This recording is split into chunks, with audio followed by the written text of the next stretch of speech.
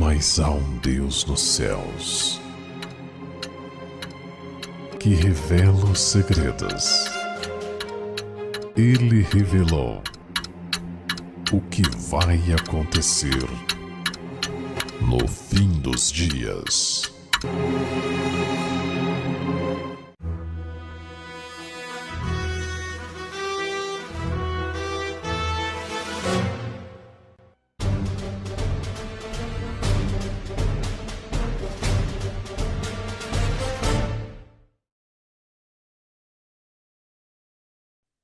Bom, meus amados irmãos, nós poderíamos dizer que esta é a mensagem mais importante de toda a Bíblia. Não a mensagem em si de uma igreja sem marido, mas a mensagem que está registrada no capítulo 18 do Apocalipse, e todos irão concordar que essa é, de fato, a mensagem mais importante para a nossa época. E a razão é simples. Vamos ler Apocalipse 18, a partir do capítulo 1, do versículo 1. Apocalipse 18, 1. Depois dessas coisas, vi descer do céu outro anjo, que tinha grande poder, e a terra foi iluminada com a sua glória. Nunca em toda a história da humanidade, um anjo desceu com tanto poder, de tal forma que iluminasse toda a terra com a sua glória. Na época de Cristo, Cristo vem à terra, ilumina a terra com a sua presença, ele é o sol da justiça, e todas as trevas foram varridas até então, mas, como o pecado acelerou, a sua incursão desde lá, certamente nós precisamos de uma mensagem hoje com maior poder ainda. Lembrem-se que na época, a chuva que atingiu os nossos irmãos do passado foi a chuva temporã, que fez brotar a semente, fez brotar a igreja de Cristo, mas agora a igreja precisa amadurecer. E ela vai amadurecer com a chuva serôdia, a maior torrente de poder que Deus vai derramar sobre a terra, para que possa realmente amadurecer o seu povo, a sua seara, a sua colheita.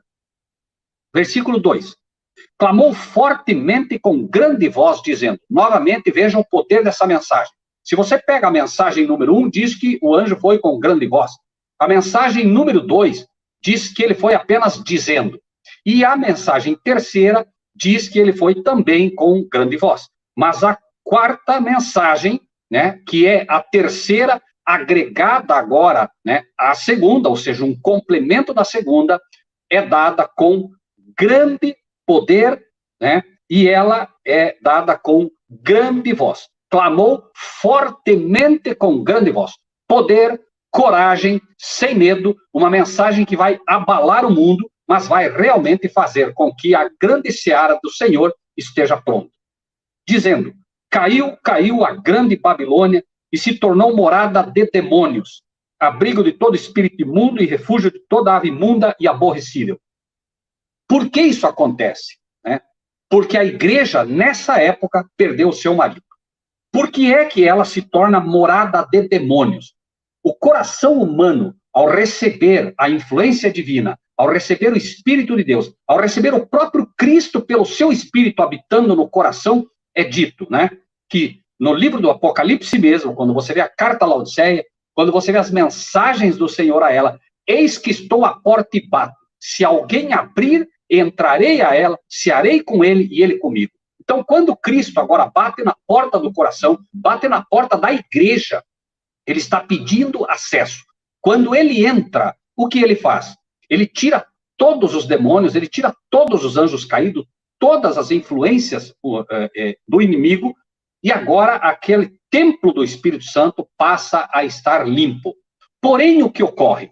Ocorre que ele disse que quando ele vai, limpa, e deixa essa morada limpa, mas a pessoa depois retrocede, a igreja entra em apostasia, agora voltam 7 demônios, ou seja, a plenitude dos demônios agora entram e tomam conta tanto da igreja, que é a pessoa como templo vivo, quanto a igreja institucional que expulsou o seu marido dali. E essa época mostra claramente que o marido não está mais ali. Por quê? Porque senão os demônios não teriam acesso. Lembre-se, a palavra de Deus ela é perfeita em todos os sentidos. Ela não é um fato isolado com Apocalipse, com João, não. Ela está todinha ligada. E tudo que a gente aprende na Bíblia, principalmente à luz da verdade presente, deve levar o povo e cada um de nós a uma decisão. Esta não é uma mensagem teórica. Esta é uma mensagem que requer uma decisão e uma decisão imediata. Não importa onde você está como uma igreja institucional, não importa se você está na igreja adventista, não importa se você está na congregação, não importa se você está na assembleia, por favor, não faça o que fizeram a maioria. Não faça. Não diga que a tua igreja é melhor. Não diga que o teu pastor é melhor. Simplesmente aceite o que o céu te dá. Sai dela, povo meu. Apenas procure saber o que está acontecendo. Procure entender por que Deus dá uma mensagem tão forte e tão poderosa. Vamos seguir e veja por que o Senhor faz esse apelo tão duro, tão firme e tão enérgico. Diz, porque todas as nações beberam do vinho da ira da sua prostituição. Os reis da terra se prostituíram com ela, e os mercadores da terra se enriqueceram com a abundância de suas delícias. E ouvi outra voz do céu que dizia, essa voz é do céu. Não é de Rogério, não é de Fábio, não é de homem algum. É uma voz que vem diretamente do céu a você. E você precisa ter ouvidos para ouvir. Não pode ser como os fariseus, que tinham ouvidos e não ouviam. Ouvidos e não ouvem. Veem, mas não enxergam. Né? E aí a mensagem se levanta dizendo, sai dela, povo meu. Essa é uma mensagem para o povo do Senhor. Se você se reconhece como povo do Senhor, essa mensagem é para você. Sai dela, povo meu. Por quê? Para que não sejas participante dos seus pecados e para que não incorras nas suas pragas. O apelo é simples e direto. Enquanto você, com o seu dinheiro, com as suas ofertas, com o seu tempo, com o seu talento, está numa igreja institucional que está, acredite, está preenchendo esses requisitos e está se preparando para se tornar morada de demônios. Se você está numa igreja que não guarda os mandamentos da lei de Deus, essa igreja não tem um muro de proteção, os demônios já estão ali há muito tempo. A lei de Deus é um muro de proteção para que o inimigo não entre. São 10 colunas plantadas pelo Senhor para defendê-la. Essa é a torre, é o muro que ele cercou Jerusalém. A Jerusalém espiritual está cercada por um muro para que os inimigos não entrem, os demônios não entrem. Se esse muro foi derrubado, ou se esse muro nunca foi levantado na sua igreja, se a sua igreja não defende os 10 mandamentos, incluindo o mandamento do sábado, acredite, os demônios já estão ali. Já estão e já estão operando. É uma questão de tempo para que se torne morada completa de demônios. Basta que a marca da besta seja assinalada e ela cai completamente. Mas não há razão nenhuma para você estar sendo influenciado pelos inimigos. Não há razão nenhuma para que você ajude com as suas ofertas, com os teus talentos. Você foi chamado por Deus. Você precisa ser uma pessoa consagrada a Ele. O céu te chama. O céu não precisa de nós, mas o céu quer você. E você precisa entender que essa mensagem é: sai dela para que você não seja participante dos pecados dela. Você vai ser influenciado. Não há como estar num lamaçal e não se sujar. Por favor, entenda a mensagem. Entenda, não deixe que essa mensagem saia do seu coração. Siga e veja. Ouvi outra voz do céu que dizia: sai dela, povo meu, para que não sejas participante dos seus pecados e para que não incorras nas suas pragas. Porque já seus pecados se acumularam até o céu.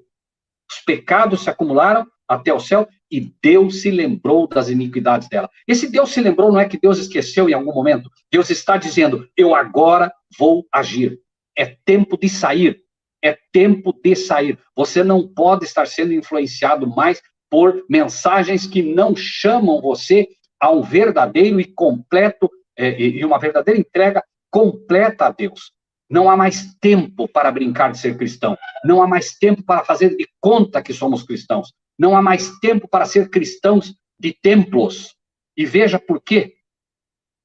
Tornai a dar como ela vos tem dado, e retribuí-lhe em dobro conforme as suas obras. No cálice em que vos deu de beber, dai-lhe a ela em dobro. Vai ser dado em dobro tudo que essas igrejas, em apostasia, através do ecumenismo, estão se preparando para fazer. Por isso digo, teu talento, teu dinheiro, tua ajuda, teu tempo, tudo que você está investindo numa igreja, nesta situação, será usado contra você no momento em que você decidir seguir realmente a Deus. Lembre-se, o apóstolo Paulo diz: todos que quiserem seguir piamente em Cristo Jesus sofrerão perseguição. Você vai ser perseguido ou perseguidor. Se estiver numa igreja institucional ligada ao ecumenismo, e há 99% de chances que a tua igreja esteja ligada ao ecumenismo, você vai perseguir com certeza cada um de nós que se ficarmos firmes até o fim. Não haverá mais em cima do muro, não haverá mais mornos. Chegará um tempo em que Laodiceia, ela completamente se entrega ao demônio ou completamente se entrega a Deus. Laodiceia é a condição da última igreja. E é por isso que tudo está agregado. A condição laodiceana, a condição de uma igreja nesta situação, e esta igreja, não se engane, o que ela te diz é exatamente o que está aqui agora. Versículo 7. Quanto ela se glorificou e em delícias esteve, foi-lhe outro tanto de tormento e pranto, porque diz em seu coração. Não se engane. A igreja, o pastor, ela diz a você exatamente isso. Estou assentada como rainha. Não sou viúva e não verei o pranto. É o que ela diz. Não sou viúva, eu tenho um marido. Mas ela já crucificou o marido há muito tempo e só não percebeu isso. Como foi que ela crucificou esse marido? O que ela fez para perder esse marido? Vejamos o que diz o livro de Efésios, para que isso vá ficando agora mais claro para nós. A mensagem é: sai dela, povo meu. Não há desculpa, não há tempo a perder. É para sair. O Senhor mandou sair, tem que obedecer. Aí, no livro de Efésios, faz um comparativo bastante simples, mas que pontua a questão da igreja. Capítulo 5, versículo 22. Vós, marido, vós, mulheres, sujeitai-vos a vosso marido como ao Senhor. Porque o marido é a cabeça da mulher, como também Cristo é a cabeça da igreja, sendo ele próprio o salvador do corpo. Veja que ele compara a igreja aqui com o corpo. O corpo é o corpo. O corpo é Fábio Amaro, Rogério, Paulo Pinto. O corpo é o grupo unido. Você é um membro. E você, como membro, está na situação. Você tem que fazer parte do verdadeiro corpo do qual Cristo é o único marido que pode ser aceito. Cristo, e apenas Cristo, entenda isso, pode assentar-se no trono da igreja. Não importa. A tua igreja é assembleia, tem um presidente, então já tem outro no trono. Cristo não vai dividir o trono. O trono é dele, ele é supremo. A outra igreja, tem presidente? Roubou o lugar de Cristo. A igreja de Deus na terra, o verdadeiro corpo de Cristo da terra, não pode ter um presidente. Não pode. Entenda isso. Não pode. No momento que se assenta um presidente numa instituição, Cristo foi tirado de lá. Por favor, entenda isso. Cristo sempre quis ser o cabeça da sua igreja. O povo de Israel foi dito a eles: não, vocês não podem ter rei. Queremos um rei. E colocaram Saul. Daí para frente, só problemas na igreja. Cristo deixando de lado cada vez, sendo deixado de lado cada vez. Cristo não pode dividir o seu trono em relação à igreja. Cristo divide um trono com o Pai. Mas o Pai deu soberania absoluta ao Filho para ser o cabeça da igreja nessa terra. É preciso que você entenda isso, por favor. Não há dois lugares no trono da igreja. Só há um trono e só pode assentar-se nesse trono o legítimo soberano dela, Cristo Jesus, o nosso sumo sacerdote. É Ele quem nos intercede junto ao Pai, é Ele quem é o mediador, é Ele quem é, de fato, aquele que está entre nós e o nosso Pai.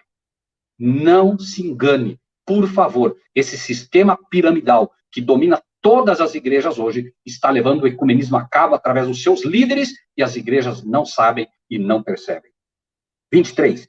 Porque o marido é a cabeça da mulher, como também Cristo é a cabeça da igreja, sendo ele próprio o salvador do corpo. De sorte que, assim como a igreja está sujeita a Cristo, também as mulheres sejam em tudo sujeitas ao seu marido.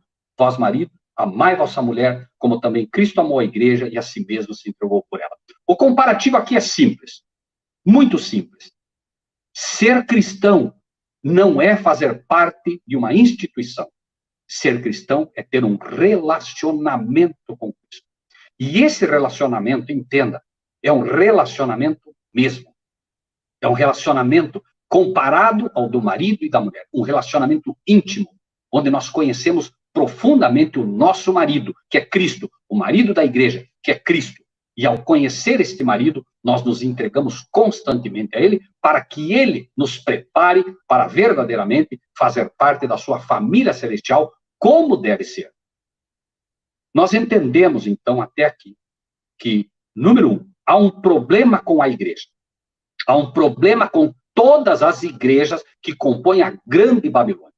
A Grande Babilônia, de Apocalipse 14, que falamos, para que não se esqueça, é uma igreja hoje que está sendo formada por várias outras igrejas através do ecumenismo, e todas essas igrejas estão se unindo. E as igrejas que fazem parte hoje, né, da Grande Babilônia, não da Babilônia de Apocalipse 14, mas da Grande Babilônia de Apocalipse 18, são, na sua esmagadora maioria, igrejas, inclusive, apostatadas, em plena apostasia, porque elas é que não estavam unidas à Babilônia, agora se unem, formando a Grande Babilônia. Objetivo? Destruir a verdadeira igreja de Cristo. Esse é o objetivo. Sempre foi o objetivo de Babilônia escravizar o povo de Deus. Lembrem-se, desde o passado, já com Nabucodonosor e daí para frente, sempre a Babilônia literal e a Babilônia espiritual, o tempo todo, objetivo, escravizar a igreja. Começou de forma muito simplista com a Babilônia literal, deu continuidade com Roma, a Roma papal, continuidade com a Roma espiritual, e o papado assumindo como chifre pequeno esse trabalho agora, fazendo com que isso, né, seja cada vez mais perigoso. Né? Então, de João, do livro de Efésios, passamos para o livro de Mateus, no capítulo 24, Mateus, capítulo 24, vamos ver ainda o que nos reserva o Senhor no livro de Mateus, no sermão profético de Jesus. Mateus 24, lemos. Quando Jesus ia saindo do templo, aproximaram-se dele os seus discípulos para lhe mostrarem a estrutura do templo. Problema. A igreja, naquela época já, os discípulos tinham um templo maravilhoso. Essa era a instituição personalizada. A inspiração traria isso de uma forma, assim, bastante simples.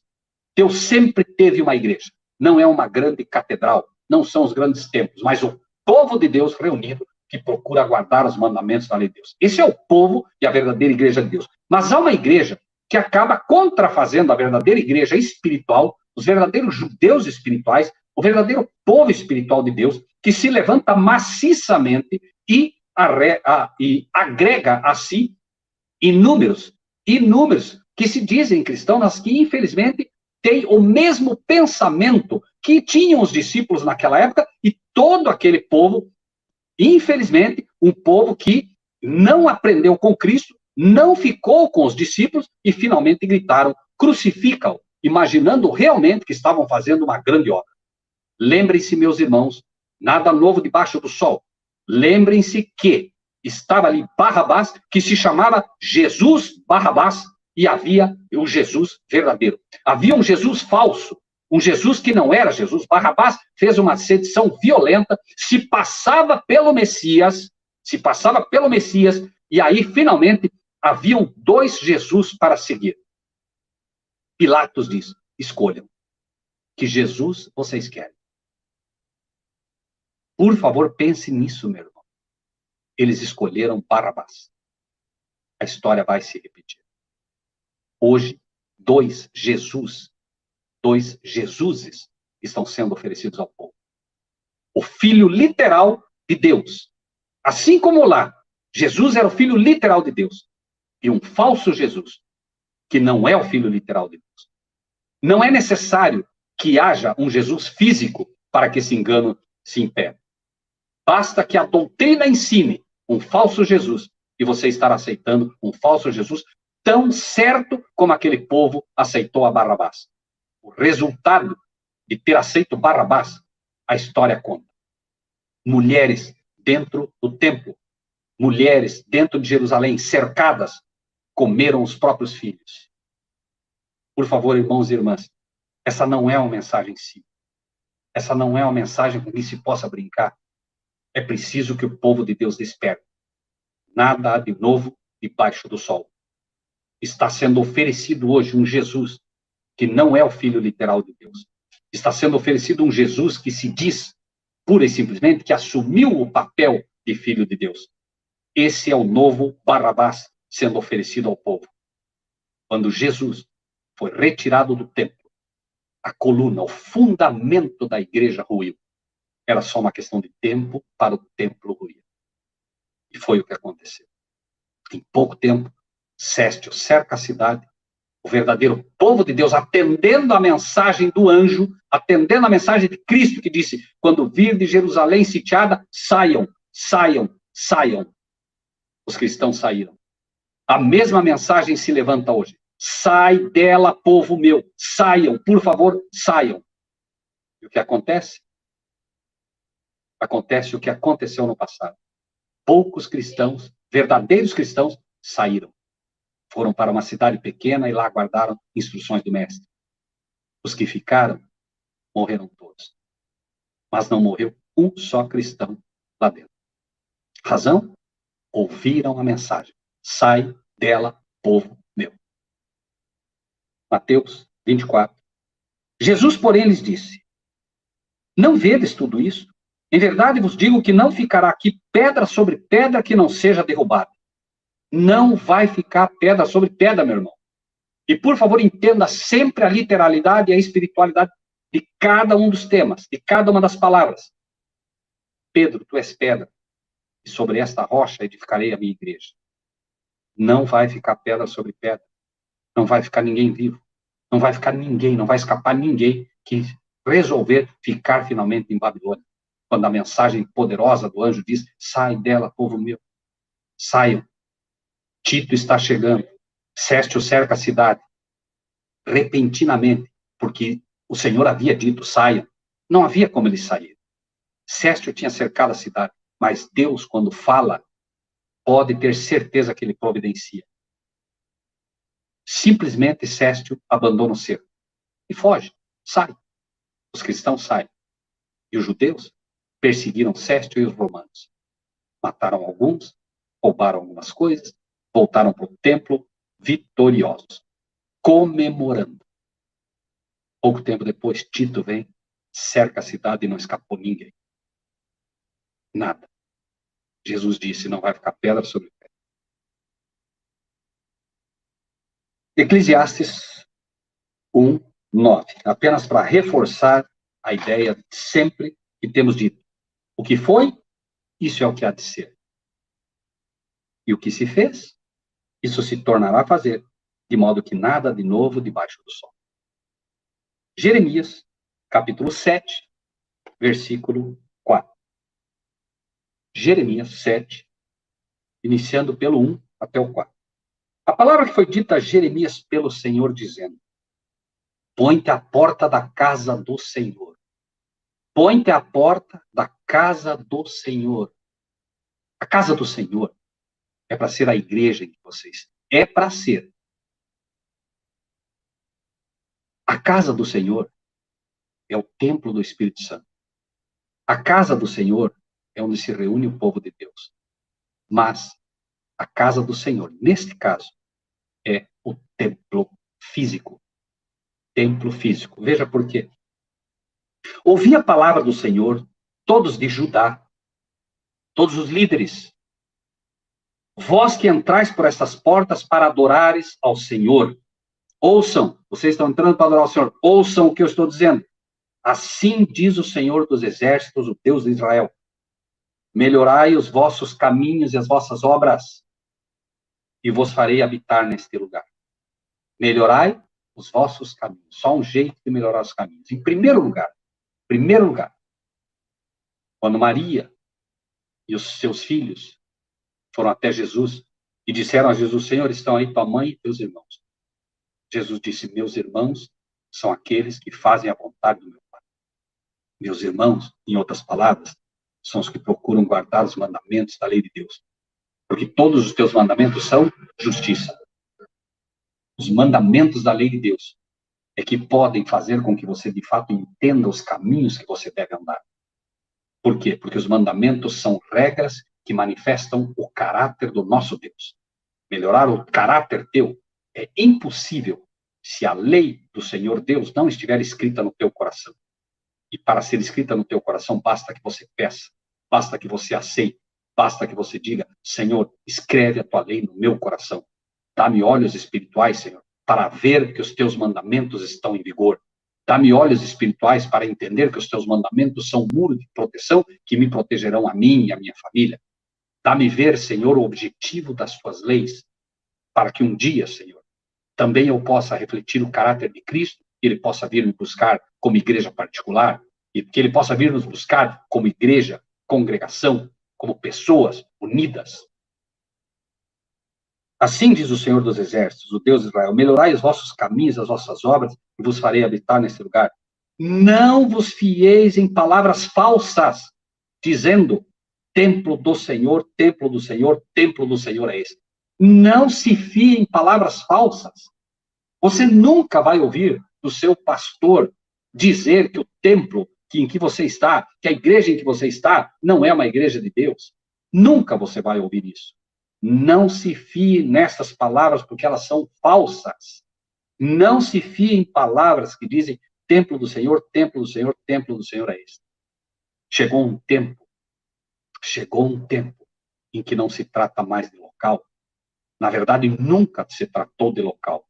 Porém, agora é um tempo que, mais do que nunca, não se trata de local. Deus chamou um povo. Deus chamou os hebreus na época. A apostasia foi completa, de tal maneira que crucificaram o mestre, o cabeça da igreja. Deus chama outro povo. Passa o tempo e Deus chama outro povo. E a apostasia se repete. Negam o soberano, filho de Deus, e negam a paternidade do seu pai. Expulsaram a Cristo da igreja e realmente gritam, e gritam alto: templo do Senhor, templo do Senhor, templo do Senhor é esse. Nada nos acontecerá. Foi exatamente o que aconteceu lá. Não saiam, esse é o templo do Senhor, nada ocorrerá. Não ficou pedra sobre pedra. Pedras de 1 tonelada, que seria impossível quebrar, esmiuçar, com qualquer evento da natureza. Ocorre que pegou fogo no templo, na parte interna, e como era revestido de ouro, as câmaras, o ouro derreteu e foi entrando pelas pequeninas frestas entre os mármores de ligação. Os soldados, os romanos, para poder arrancar todo o ouro, pulverizar aquelas pedras, para poder arrancar o ouro que ficou incrustado em todas aquelas frestas. E não ficou pedra sobre pedra. E não ficará novamente pedra sobre pedra, se o verdadeiro povo de Deus não despertar para entender o tempo em que vivemos. João, capítulo 4. João, capítulo 4.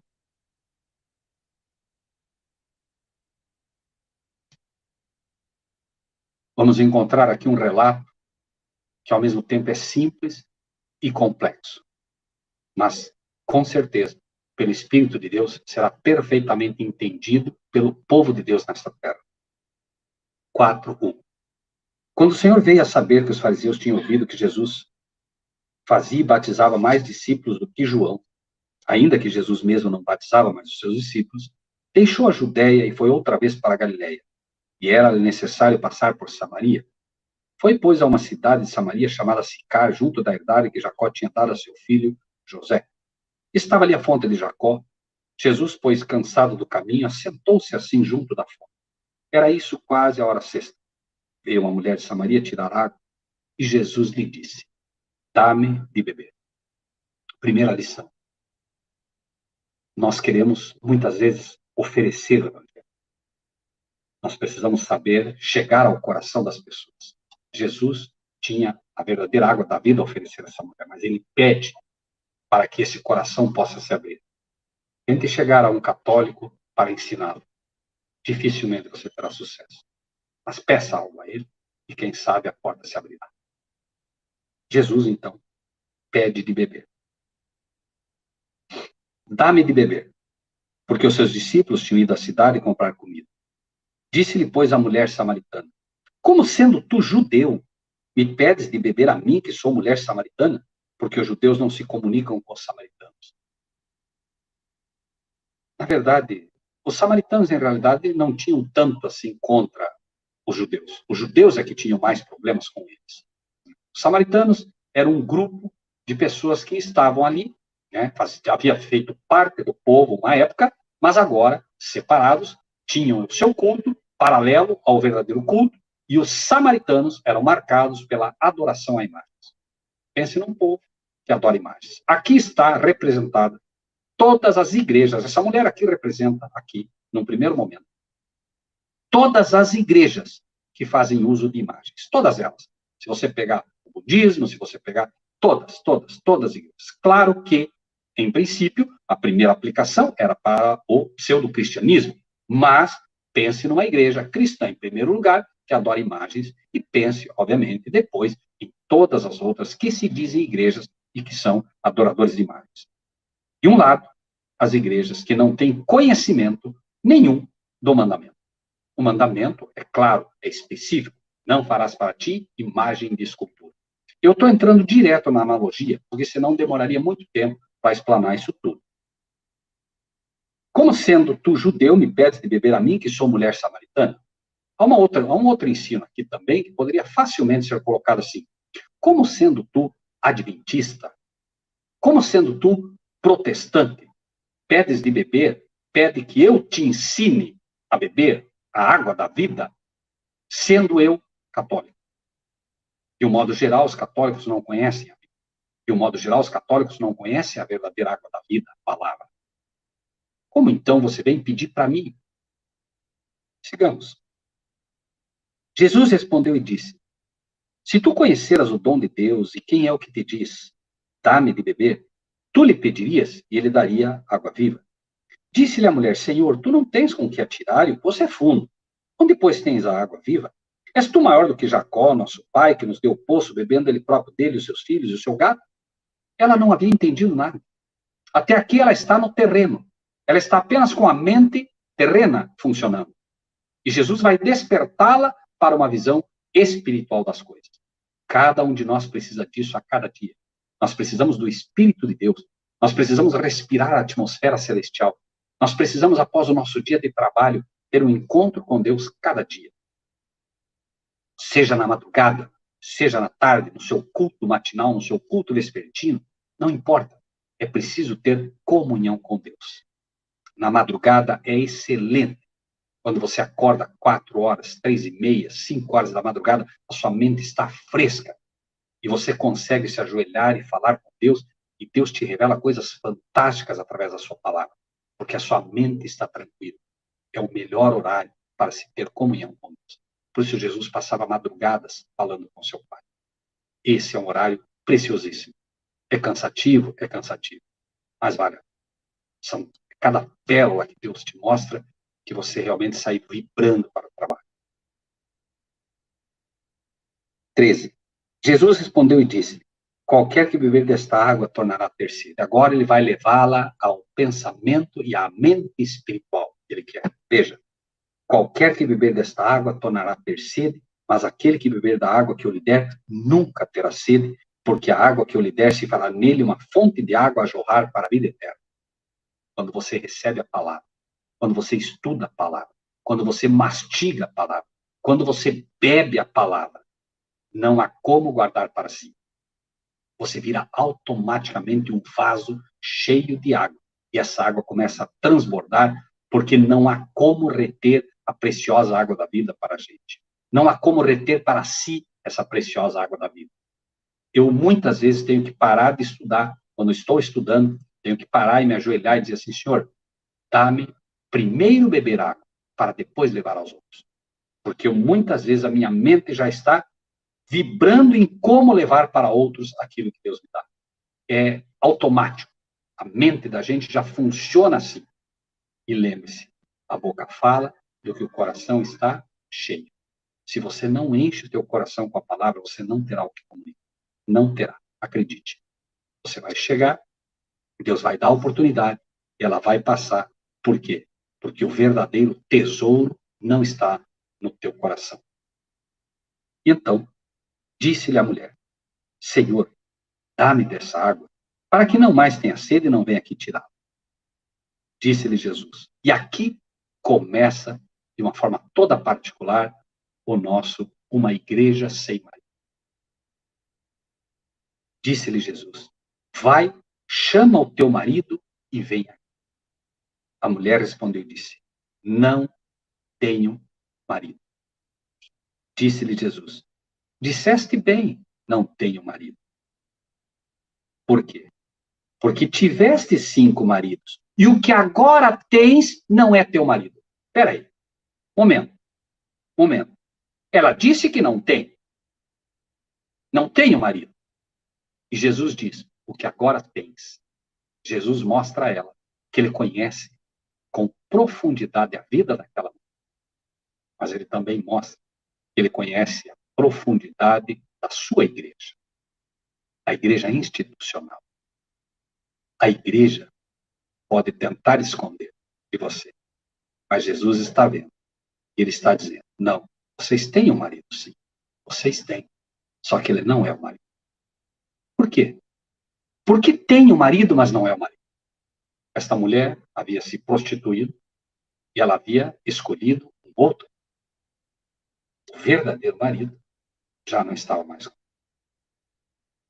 A igreja torna-se prostituta quando rejeita o único marido que pode ter.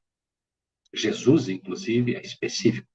Vós, maridos, amai vossa mulher, uma. Cristo não tem várias mulheres. Não tem. Cristo tem uma mulher, uma igreja. Não é uma grande catedral, não são os templos belamente construídos, mas é o povo de Deus que se reúne em nome de Jesus Cristo, que guarda os mandamentos da lei de Deus e tem o testemunho de Jesus. A verdadeira igreja de Cristo guarda os mandamentos da lei de Deus e tem o que a Bíblia chama de espírito de profecia. É uma igreja que consegue ver os movimentos proféticos, os sinais dos tempos, como Cristo disse que viria. Vocês olham para a figueira e não conseguem reconhecer os tempos? Disseste bem, não tenho marido, porque tiveste 5 maridos e o que agora tens não é teu marido. Isso disseste com verdade. Nós não vamos cruzar o momento profético agora para mostrar como isso se cumpre agora. Porém, porque não é necessário, uma vez que o nosso foco agora é uma igreja sem marido. Mas, por favor, preste muita atenção nisso. Disse-lhe a mulher: Senhor, vejo que és profeta. Agora entrou. Agora ela entendeu que ela está diante do verdadeiro marido. De alguém que consegue, embora ela não consiga reconhecer em toda a instância que esse é o prometido, ela consegue já vislumbrar espiritualmente que ele é um profeta. Já é meio caminho andado. Mas ela vai chegar mais fundo. E aqui, o primeiro reconhecimento verdadeiro é esse. Você consegue ver que Jesus é profeta. Jesus não é apenas o Messias. Não é apenas o cabeça da igreja. Jesus é aquele que revela o Apocalipse. A revelação de Jesus Cristo, a qual Deus lhe deu. Ele revela agora toda a história dessa mulher. A mulher imaginou que poderia esconder dele que tinha um marido, mas que era um marido que não deveria ser. Mas Jesus conhece o coração não só da mulher, não só de você. Ele conhece o coração da sua igreja.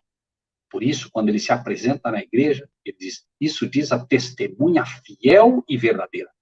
Ele é testemunha de tudo que acontece na igreja e ele não só a relata fiel, mas verdadeiramente. Não há como negar o que ele diz sobre a igreja. E aí, ele segue. Senhor, vejo que és profeta. E o que ela diz agora deveria abrir o coração, os olhos, a mente de todo aquele que se diz cristão nos dias de hoje. Todos, sem exceção. Nossos pais adoraram nesse monte. E vós dizeis que é em Jerusalém o lugar onde se deve adorar. Essa é exatamente a retórica dos membros de igrejas. Meu pai foi católico, eu vou morrer católico. Eu faço parte da Igreja Adventista do 7º dia. Eu adoro em Jerusalém. Eu faço parte da Igreja Luterana. Eu tenho a verdade. Eu faço parte da congregação. Eu sou da Assembleia há 40 anos. Nossos pais adoraram nesse monte. E vós dizeis que é em Jerusalém o lugar onde se deve adorar.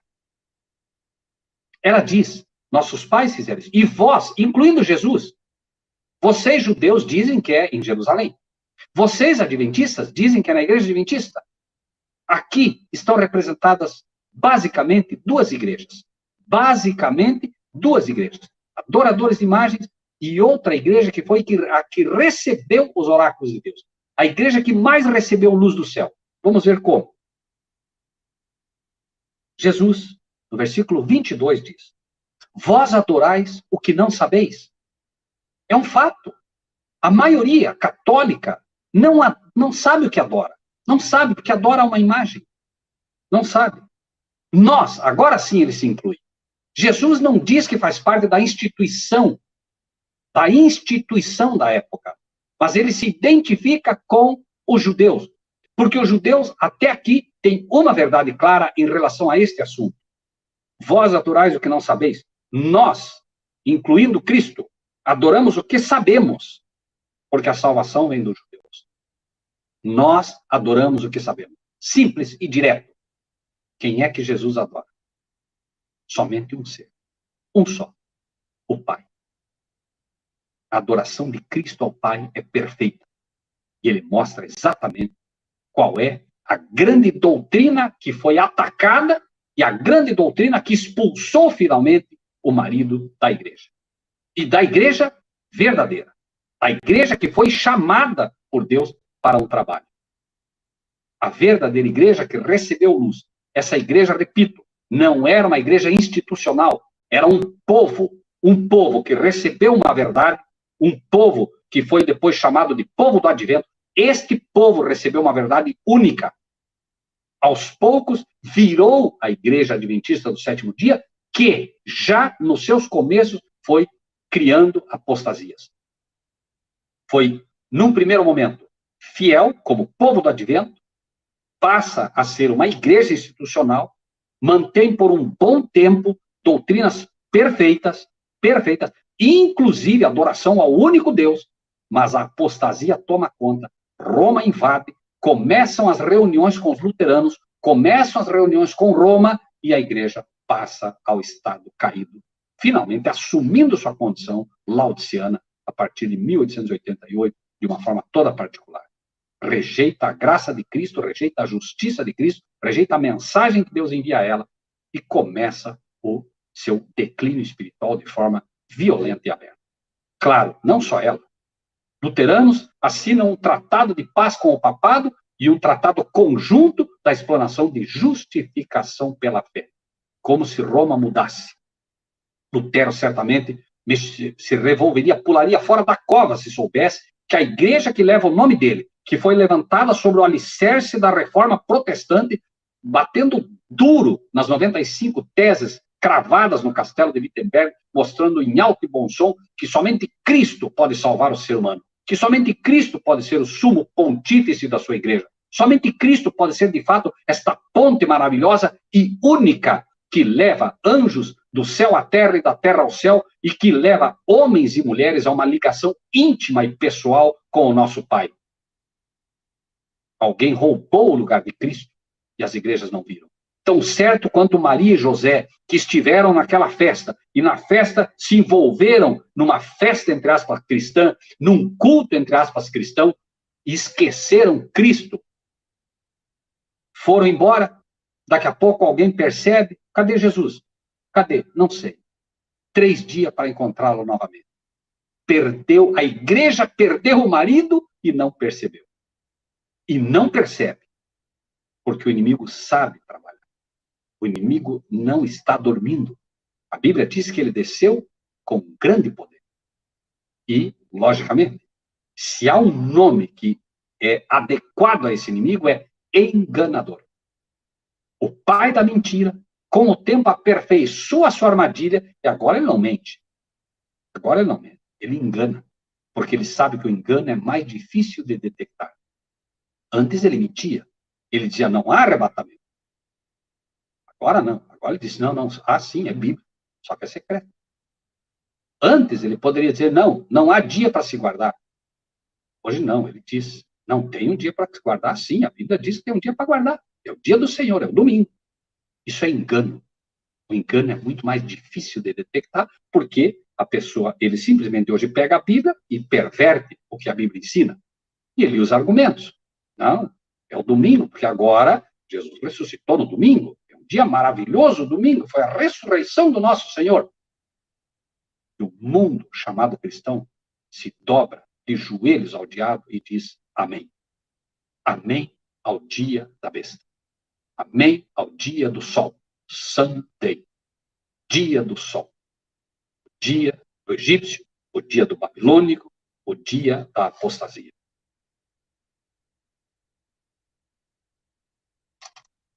Vós adorais o que não sabeis. Nós adoramos o que sabemos, porque a salvação vem dos judeus. Mas a hora vem.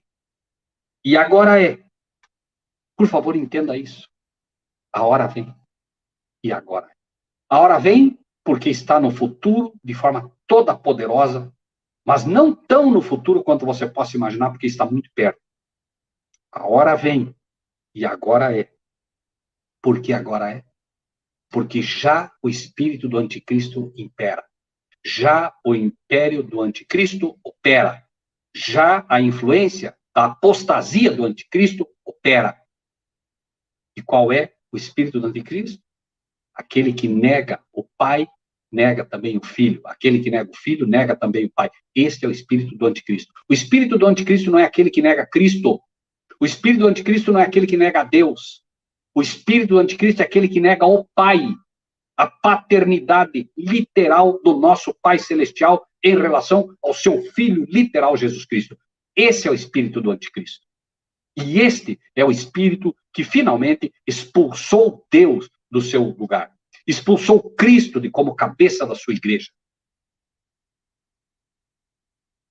A hora vem, e agora é, em que os verdadeiros adoradores adorarão o Pai em espírito e em verdade, porque o Pai procura tais que assim o adorem. Alguma dificuldade para entender isso? A Bíblia se levanta de forma toda poderosa, o tempo todo, mostrando realidades que a nós parecem quase que impossíveis. Não há absolutamente como negar que hoje a esmagadora maioria das igrejas perdeu Jesus de vista. Não sabem mais o que fazem. E quando você lê a hora vem e agora é em que os verdadeiros adoradores adorarão o Pai, imediatamente deve vir à tua mente verdadeiros adoradores. Por que verdadeiros adoradores? Não se engane. Se há verdadeiros adoradores, é porque há adoradores falsos também. Verdadeiros adoradores adoram ao Deus verdadeiro. Falsos adoradores adoram um falso Deus. E há um falso Deus imperando todas as igrejas que fazem parte do ecumenismo. A mensagem ecumênica é: você quer ser aceito no meio ecumênico? Você quer fazer parte dessa grande igreja ecumênica? Basta que você se batize em nome da Trindade. Se você for batizado em nome da Trindade, você é aceito no seio da igreja babilônica, a grande igreja babilônica. Por que será que o inimigo faz essa exigência? Só isso deveria despertar todo trinitariano. Só isso deveria fazer todo trinitariano pensar. Se a besta exige que o batismo seja em nome da Trindade, é óbvio que esse tem que ser um falso batismo. É óbvio que esse não pode ser aceito. Jesus foi categórico. Aí vem o inimigo e ele nada tem em mim. Ora, se Jesus disse que o inimigo nada tem nele, pode a noiva de Cristo ter algo do inimigo? O mesmo livro de Apocalipse 14 nos ensina que os 144 mil, esse grupo especial nas mãos de Deus, não tem engano na sua boca. Não se contaminou com mulheres. Dia a dia, as igrejas estão se contaminando E cada vez mais. Cada dia, o diabo inventa uma nova loucura e as igrejas vão. Mas nada, absolutamente nada é tão perigoso quanto isso. Aqui, a hora vem, e agora é, em que os verdadeiros adoradores adorarão o Pai, em espírito e em verdade.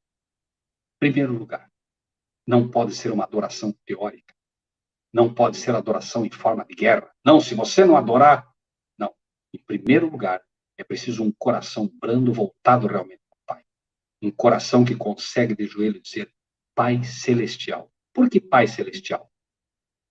A ninguém chameis de vosso Pai na terra, porque um só é o vosso Pai, que está no céu. Então, quando eu digo Pai Celestial, quando eu digo Pai do céu, quando eu digo Pai dos céus, eu me refiro ao único que é o Pai que está no céu. Guerras são feitas hoje? Não, porque tem que chamar isso, é Yahoo, é isso e aquilo. Jesus nos ensinou a tratá-lo carinhosamente de Pai. Eu não discuto aqui o nome de Deus, o nome de Jesus, não está em discussão isso. Mas é preciso entender o relacionamento que Deus quer ter com você. É um relacionamento não entre Deus e homem, mas sim entre pai e filho. Por favor, entenda isso. Isso tem tudo a ver com a filiação de Cristo. Por quê? Você só pode ser um filho de Deus se Cristo, como filho legítimo, incluir você nessa família. Por isso nós pedimos as coisas em nome do Senhor Jesus. Os méritos são todos dele. Incluso nessa família celestial. Incluso nessa família que adora o Pai verdadeiro, que adora um Filho verdadeiro. E não há dilema quanto à adoração ao Filho. Toda adoração que damos ao Filho é canalizada ao Pai. Quem vê a mim, vê o Pai. Não há perigo nenhum em adorar a Cristo. Não há perigo nenhum em imaginar que a adoração que é levada a Cristo não será revertida ao Pai Celestial. Tudo vem de tuas mãos e de tuas mãos te damos. A verdadeira adoração vem ao Pai Celestial e volta ao Pai Celestial porque a Ele pertence. A adoração suprema sempre ao Pai. E aqui a mensagem é claríssima. A hora vem, e agora é, em que os verdadeiros adoradores adorarão o Pai. E a vida eterna é esta, que te conheçam a ti só, por único, Deus verdadeiro, e a Jesus Cristo a quem enviaste. Essa é a adoração verdadeira. Qualquer outra adoração que fuja disso é uma adoração falsa. Ele é único. Ele não é três. Ele é único. Ele é um. A vida eterna é esta. Adorem a ti só, por único Deus verdadeiro. Que te conheçam. Relacionamento. Relacionamento é o que faz a verdadeira igreja do Senhor Jesus. Relacionamento com o Pai, relacionamento com o nosso irmão mais velho, Jesus Cristo, aquele que veio e resgatou como segundo Adão a sua igreja. A igreja que Adão perdeu é agora nos braços entregues ao Senhor Jesus Cristo. Como segundo Adão, resgata o seu povo e o traz para junto de si. E quer sentar único, soberano, no teu trono, no trono do teu coração e no trono da verdadeira igreja. No momento, repito, o presidente é colocado no trono da igreja, tenha ela o nome que for, Cristo não está mais. E esse trono continuará sendo sempre um trono em que Cristo não pode sentar-se. Os verdadeiros adoradores adorarão o Pai em espírito, mas também em verdade. Não basta adorá-lo em espírito. Você adorá-lo apenas em espírito, Deus conhece a sinceridade do teu coração. Mas a mentira fará com que, finalmente, você se entregue ao erro. Espírito e verdade. Verdade a um só Deus, o Pai. E um só Senhor, Jesus Cristo. Verdade em relação à adoração. Qualquer coisa fora disso é erro. 24. Deus é espírito. Importa que os que o adorem em espírito e em verdade. Não há outra forma de adorar esse nosso Deus. Não há. Deus é quem determina a forma como ele deve ser adorado. E se o Pai está procurando tais que assim o adorem, você pode ter certeza que é porque eles estão escondidos. Há muito pouca gente adorando verdadeiramente a Deus em espírito e verdade. O Pai está procurando, porque são poucos. Vão se avolumar. Mas a chamada é a ti, que ouve a mensagem hoje, agora, neste momento. Esta é a mensagem que vai iluminar a terra com a sua. Uma mensagem que convida o povo a sair de Babilônia. Quando essa mensagem alcançar o poder que deve alcançar, acredite, não haverá pai que irá segurar você dentro de uma igreja. Não haverá relacionamento com membros de igreja que vá segurar você dentro de uma instituição. Não haverá nada que irá te segurar, porque você vai perceber que agora a mensagem é: salva-te por ti mesmo. Sai porque Tito está chegando. Sai porque Roma está cercando todas as igrejas. E o que vai acontecer? Quando Roma, assim como Jerusalém estava cercada pelos estandartes dos romanos. Estandartes são bandeiras. O livro de Provérbios, Cantares, fala maravilhosamente de uma mulher adornada, formosa como um exército com bandeiras. E esta é a verdadeira igreja adornada como um exército com bandeiras. Os estandartes, as bandeiras, são os mandamentos do Senhor. A igreja é linda, ela é formosa quando ela guarda os mandamentos do Senhor e mostra os estandartes dos seus mandamentos. Quando ela revela no seu caráter, na sua vida, os mandamentos da lei de Deus. Mandamentos. Mandamentos que dizem: temei a Deus e dá-lhe glória, porque é chegada a hora do seu juízo. Isso faz parte de um mandamento que mostra claramente que há um único Deus. Não terás outros deuses diante de mim. O único Deus que deve ser adorado é aquele Deus que fez o céu, a terra, o mar e as fontes das águas. Essa é a mensagem de Apocalipse 14, a primeira mensagem. Convidando exatamente a isso, que hajam verdadeiros adoradores. Por quê? Adorai aquele que fez, não aquele que não fez. Adorai aquele, não aqueles. É bem verdade que Deus fez através de seu Filho, mas o chamado à adoração ao Pai é inequívoco. Deus tem sido expulso das igrejas, por quê? Porque quando Cristo é retirado da igreja, obviamente que ele, sendo o legítimo representante do Pai, o Pai é retirado também. Cristo, ao sair da igreja, Deus o acompanha, porque eles não se separam, em nenhum momento se separam. Naquela cruz, no Getsêmani, foi o momento da separação. Trevas cobriram a terra e tudo mostrou o desagrado do Pai pelo que havia ali. Mas o Pai se fez presente ali. Nuvens espessas ocultaram a glória do Pai para que as pessoas não morressem carbonizadas ali. Mas foi naquele momento a separação. E por isso a dor foi tão forte. Pai, se possível, passa de mim esse cálice. Pai, eu não suporto a dor da separação. Nenhum de nós suportará a dor da separação final. Nenhum de nós quererá descobrir um dia como realmente expulsou a Cristo da igreja. Nenhum de nós quererá saber um dia que, gritando, templo do Senhor é este, finalmente será destruído exatamente dentro do templo. O maior terremoto que já alcançou a terra, terremoto de Lisboa, quando ocorreu, começou a ocorrer, pessoas correram para as igrejas para se proteger. Morreram aos milhares. Por quê? Porque as igrejas caíram praticamente todas. Templo do Senhor é este. Aqui estaremos protegidos. Lembrem-se, um novo terremoto abalará a terra, marcando o reinício de todas as trombetas que vão ocorrer. Pessoas gritarão: para o templo, templo do Senhor é este. Milhares morrerão novamente. Deus quer purificar a tua alma. Deus quer purificar você. Sede santos, como vosso Pai Celestial é santo. Nós temos que buscar diariamente, conquistar cada vez mais um caráter que realmente agrade ao nosso Pai. Este é o tempo que Ele quer. Eu e você. É a você que Ele quer. É a mim que Ele quer. Cada um de nós. Colunas vivas para Deus. A mulher disse: eu sei que o Messias, que chama Cristo, vem. Quando Ele vier, nos anunciará tudo. Jesus disse: Eu sou. Eu que falo contigo. Este é o verdadeiro marido. Eu sou o marido. Eu que falo contigo.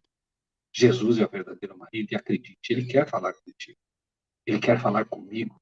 Ele quer falar conosco. Assim como o pai, que no momento do pecado de Adão, onde você está, Adão? Imaginamos que Deus estava ali bravo. Jesus quer realmente adentrar o corpo da tua mãe e está te dizendo, eu sou. Eu sou quem? Eu sou o marido da igreja. Eu sou o verdadeiro filho de Deus. Eu sou o legítimo filho de Deus. Eu, o que falo contigo. Jesus disse, as minhas ovelhas ouvem a minha voz. Os verdadeiros servos de Deus reconhecem a voz de Deus a falar ao coração deles. Você consegue reconhecer a voz de Deus falando ao teu coração nessa noite? Você consegue realmente entender que essa mensagem não é uma mensagem de um ser humano? Você consegue entender que é um Deus apelando ao teu coração para que você saia dela e não seja participante dos pecados que tem cometido? Nisso vieram seus discípulos e maravilhavam-se de que estivesse falando com uma mulher. Todavia nenhum lhes disse, que perguntas? Ou, por que falas com ela? Deixou, pois, a mulher, canta, e foi à cidade e disse àqueles homens, vinde ver de um homem que me disse tudo quanto tenho feito. Porventura não é este o Cristo? Saíram, pois, da cidade e foram ter com ele.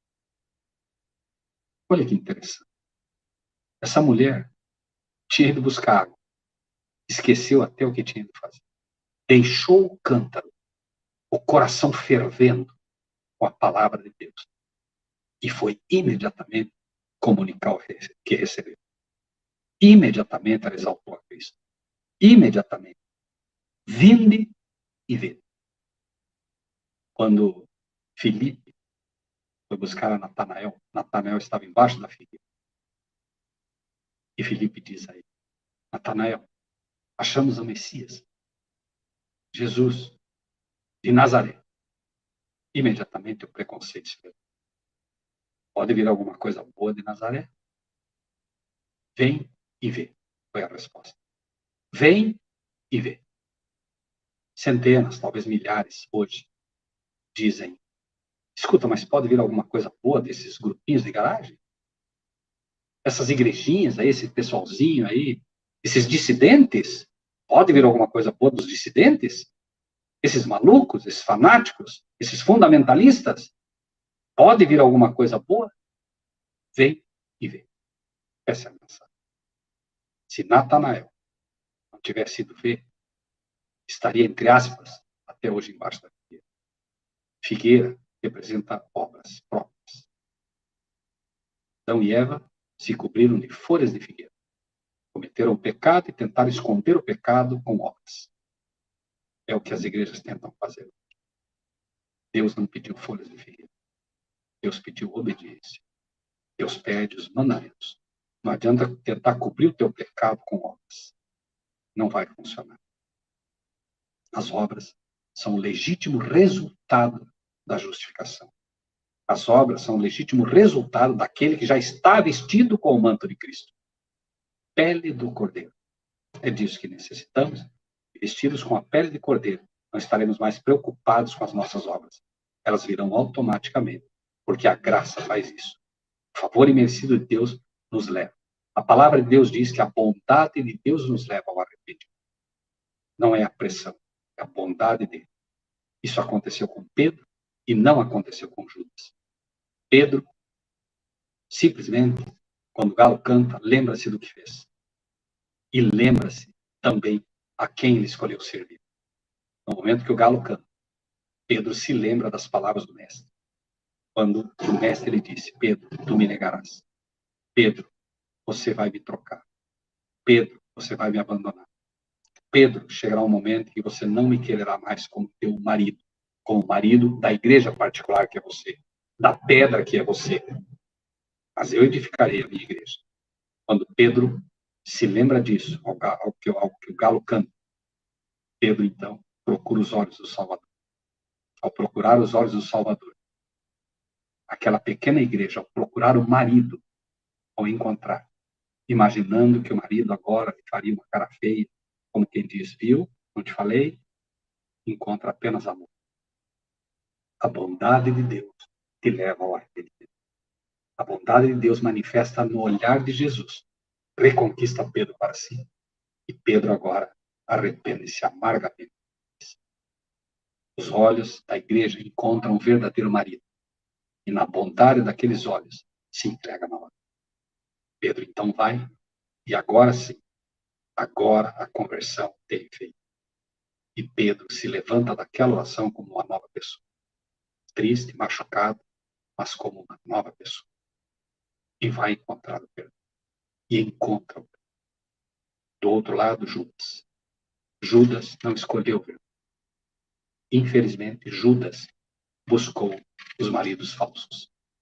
Após perceber de forma mais assinalada a sua traição, foi confessar o seu pecado aos padres, aos pastores, aos ministros. Pequei traindo sangue inocente. Que temos nós contigo? Isso não é conosco. Buscou o falso marido. Buscou aqueles que eram os líderes da igreja. Aqueles que se assentavam na cadeira de Moisés. Quando, em realidade, naquele momento, a única cadeira que poderia ter alguém sentado, a cadeira de Jesus Cristo. O trono de Cristo agora já estava implantado, o reino da graça estava implantado, e o soberano, Cristo Jesus, deveria sentar-se. Mas, infelizmente, Judas mostrou o resultado daqueles que não aceitam o verdadeiro, daqueles que realmente, finalmente, abandonarão o verdadeiro marido para casarem-se com ele. A besta está preparando suas núpcias. Cristo está preparando suas núpcias. Qual núpcia você vai participar? A decisão é somente tua. Lembre-te, porém, que nas bodas de Cristo foi encontrado alguém sem as vestes de Cristo. Não é possível e não se poderá de maneira nenhuma adentrar nas bodas de Cristo aqueles que não se vestem com a justiça de Cristo. Todos os teus mandamentos são justiça. A Bíblia toda vai o tempo todo chamar você ao arrependimento e à guarda dos mandamentos. Esta aceitação a Cristo tem que ser completa. Lembre-se, os mandamentos foram escritos na rocha. E a razão? Uma delas, Cristo é a rocha eterna. Você não tem como aceitar a Cristo sem aceitar os mandamentos. E a razão é simples. No coração de Cristo vem a lei. E ao aceitar a Cristo de forma completa, você recebe a lei. Se você, ao, entre aspas, aceitar a Cristo, não aceitou a lei, com certeza você aceitou o Cristo errado. Porque não há a menor possibilidade de receber a rocha viva sem os mandamentos escritos. Não há a menor possibilidade disso. O dedo poderoso de Deus foi escrito na rocha. Com o dedo poderoso de Deus veio a rocha eterna, Cristo Jesus, com os mandamentos escritos no coração. E a promessa não falha. Escreverei as minhas leis nos vossos corações. Deus não erra. Não erra. Se a lei não está escrita no teu coração, com certeza, o Cristo que você está buscando não é o mesmo da rocha eterna. Não é o verdadeiro Cristo. Repito, o verdadeiro Cristo vem completo. Nele vem a lei. E ao aceitar a Cristo verdadeiramente, a lei passa a fazer parte da lei. Entenda isso. Este é o verdadeiro Cristo, que reflete o caráter do Pai, que é exatamente o caráter refletido por uma lei que não deixa dúvidas. Amar a Deus acima de todas as coisas, com toda a força, com todo o coração, com todo o entendimento, e ao próximo como a ti mesmo. Não há como fugir dessas duas premissas básicas e principais da lei de Deus. Em tudo que se busca, em tudo, todos os aspectos, Deus está tentando, de todas as formas, escrever a lei no coração do seu povo. Mas é preciso que o povo abra o coração e diga: Senhor, escreva, aqui estou eu. 28. Deixou, pois, a mulher o seu cântaro e foi à cidade. E disse àqueles homens: o quê? Vinde e vede um homem que me disse tudo quanto tenho feito. Porventura não é este o Cristo? Saíram, pois, da cidade e foram ter com ele. Entretanto, os seus discípulos rogaram, dizendo: Rabi, come. Porém, ele lhes disse: uma comida tenho para comer que vós não conheceis. Então os discípulos diziam aos outros: trouxe-lhe porventura alguém de comer? Jesus disse: a minha comida é fazer a vontade daquele que me enviou e realizar a sua obra. Exatamente hoje. A vontade daquele que enviou a Cristo é que você entenda o chamado que ele faz. A vontade desse Pai Celestial hoje em relação à tua vida é: sai dela, povo meu. Não se contamine mais. Não postergue mais. É hoje o convite. Essa é a vontade do Pai, porque a mensagem, quarta mensagem, que vai iluminar a terra com a sua glória, que vai iluminar o teu coração, que vai fazer com que você saia desse lamaçal de doutrinas espúrias que o chifre pequeno tem impetrado. Tudo isso, acredite, no momento que você sai, você começa agora a ter o seu coração limpo de todas as doutrinas erradas, e começa a ter uma aproximação e um relacionamento verdadeiro com Deus. Lembre-se, não se pode encher um vaso cheio. Contaminados e cheios de falsas doutrinas, é preciso primeiro que Deus limpe esse coração inteiramente de todas essas tradições. De 1.200 até 2.300 tardes e manhãs o santuário será purificado. Essa purificação é da alma, é do corpo, é do templo do céu, mas é também do teu templo. Você é o templo do Espírito Santo. Essa purificação tem que ocorrer. E para isso, você tem que sair do lamaçal das igrejas corrompidas em apostasia. Não há mais tempo para brincadeiras. 35. Não dizeis vós que ainda há 4 meses até que venha a ceifa? Eis que eu vos digo: levantai os vossos olhos e vede as terras, que já estão brancas para a ceifa. Essa mensagem vai iluminar a terra toda com a sua glória. Levante os vossos olhos e veja. Veja as terras, veja as pessoas, elas já estão brancas para a ceifa. Para um ou para o outro lado.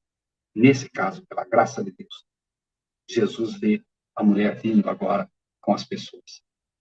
Os apóstolos olhariam apenas os campos, está tudo verde. Mas Jesus vê o futuro. Jesus vê o resultado dessa mensagem. Essa mensagem que apela à adoração ao Deus vivo irá finalmente fazer com que a terra seja iluminada. Por quê? Porque a falsa mensagem tem propagado um falso Deus, um falso Cristo. Mas no momento que a poderosa mensagem se levanta, num convite à adoração ao Deus verdadeiro, Cristo irá ser refletido na sua igreja. O verdadeiro Pai sendo adorado agora por milhares na terra, adorado em espírito e em verdade, como nunca houve uma quantidade, uma multidão em toda a terra. Isso é a grande ceifa. E você fala para um, e um fala para outro. Amados irmãos e irmãs, deixa eu fazer um apelo todo especial a vocês. Hoje, você tem WhatsApp, você tem Facebook. Ah, eu não tenho Facebook, porque o Facebook é do demônio. Esqueça isso. Facebook é um instrumento para ser usado para a honra e glória de Deus. É só um instrumento. Você pode fazer dele uma arma para o diabo e pode fazer uma arma poderosa para Deus. No passado, nós saímos para entregar folheto. Num dia proveitoso, nós entregávamos, quem sabe, cada um de nós, 300, 400 folhetos. Eu saía, às vezes, 6 horas da manhã, 5 horas da manhã, todo dia. Eu começava a trabalhar às 8 horas, então eu entregava folhetos até mais ou menos 7 e pouco, 7h20, 7h30. Depois ia tomar um banho e ia para o trabalho. Eu não sei se eu conseguia entregar 300 folhetos, não me recordo bem. Eu tinha que deixar nas casas. Madrugada, era difícil, não enxergava direito, às vezes mais escuro. Hoje, com um toque de dedo, um toque num botão, você envia uma mensagem. E não pode ser mensagem de bom dia. Não. Nós somos um povo com uma mensagem específica. Um toque num botão que você manda para 200, 300, 400. Claro, o WhatsApp restringe, mas você pode no Facebook, agregando amigos, mandar essa mensagem, convidá-los. Você pode juntar de grupo em grupo, manda de 5 para todos os teus amigos. Ide e fazei discípulos. De todas as maneiras podemos trabalhar. Nós atingimos centenas, milhares dessa forma. através do Face, através das redes sociais. Você pode e deve ter um WhatsApp, você deve participar dessas coisas para pregar o evangelho apenas para isso. Hoje é fácil poder fazer a mensagem chegar. O que ceifa, 36. O que ceifa recebe galardão e ajunta fruto para a vida eterna. O que ceifa recebe galardão e ajunta fruto para a vida eterna. Para que assim, o que semeia como o que ceifa, ambos se regozijem. A alegria, irmãos, de poder compartilhar a palavra. A alegria de poder receber a palavra. Eu posso dizer que sou uma das pessoas mais felizes do mundo. Porque pelo trabalho dos amados irmãos daí, pelo trabalho dos irmãos de São Paulo, pelo trabalho desse exército maravilhoso que Deus está levantando, pessoas me ligam todos os dias, um pergunta, outro pergunta, mas pessoas me ligam dando testemunhos. Recentemente, uma irmã que me mandou pelo WhatsApp um áudio, e ela contava que ela, muito tempo pedindo a luz para Deus, pedindo, orando, pedindo. E ela disse que um dia, ela simplesmente de madrugada acordou, entrou no computador, e não sabe até hoje como apareceu na tela dela a verdade sobre o filho. Ela entrou no nosso site, pela graça de Deus, ela tem um testemunho belíssimo. Eu sei que não somos só nós, não são mesmo. Nós temos vários irmãos no Brasil inteiro, pessoas como o irmão Fábio, que hoje abre aqui esse canal, o pessoal da Paraíba, Paulo Pinto, enfim, Wagner Maxson. Tem muita gente que Deus está chamando, pessoas a quem eu tenho a honra de chamar de irmãos. Pessoas muito melhores que eu, pela graça de Deus, pessoas que estão fazendo um trabalho fantástico para Deus, que nos apoiam, pessoas que são como Josué e Caleb segurando os braços de Moisés, pessoas que são como o próprio Moisés, no sentido de que estão levando a mensagem, estão assumindo uma liderança que não pediram. Deus está no controle de tudo, meus amados irmãos e irmãs. Vale a pena servir esse Deus maravilhoso. Vale a pena entregar a vida por esse Deus maravilhoso. Vale a pena escolher o verdadeiro marido para essa igreja maravilhosa. Amanhã, nós encerraremos este pequeno estudo. Eu gostaria muito que você meditasse nas palavras que eu digo hoje. E preste bem atenção nisso. O que ceifa, recebe galardão e ajunta fruto para a vida. E a vida eterna é esta: que te conheçam a ti só, por único Deus verdadeiro, e a Jesus Cristo a quem enviaste. Para que assim, o que semeia como o que ceifa, ambos se regozijem. Porque nisso é verdadeiro ditado. Um é o que semeia e o outro é o que ceifa. Não se preocupe. Mas eu falo, a pessoa não ouve. Não se preocupe. Você semeia. Um outro vai comer. Não há problema nisso. Eu vos enviei a ceifar onde vós não trabalhastes. Outros trabalharam e vós entrastes no seu trabalho. Desde que essa mensagem começou a ser dada. Esta mensagem, desde que começou a ser dada, em 1844, com o Saidela, Povo Meu, com todas as mensagens, as 3 mensagens evangélicas. Outros foram chamados e trabalharam. Depuseram as suas bandeiras. Depuseram essas bandeiras, essas mensagens, levaram para o túmulo a esperança da vinda de Cristo. Nós entramos no trabalho deles e devemos continuar com mais força, com mais vigor, sabendo que esta é a mensagem a ser dada ao mundo. E muitos dos samaritanos daquela cidade crerão nele. Eles virão, irmãos. É uma questão de tempo e eles virão. Disse-me tudo quanto tenho feito. Indo, pois, ter com ele os samaritanos, rogaram-lhe que ficasse com eles. E ficou ali 2 dias. Prepara-te, meu irmão e minha irmã. Os samaritanos virão, sedentos, com fome. Sede da água da palavra de Deus. Nós estamos como a igreja no deserto. Precisamos nos preparar, porque daqui a pouco eles virão. Nós temos que estar preparados para alimentá-los. A fome será muita, porque em pouco tempo será feito um trabalho maravilhoso. A terra será iluminada com a glória de Cristo. O resultado? Alguns, quem dera se não fossem todos, alguns realmente aceitarão a mensagem e estarão preparados para ver Cristo vindo nas nuvens do céu. E eu espero de todo o coração, meu irmão, minha irmã, que você esteja lá. Que Deus te abençoe grandemente e possa fazer você entender que essa mensagem não é uma mensagem para ser guardada no coração. E graça recebeste, E graças a Deus seja louvado.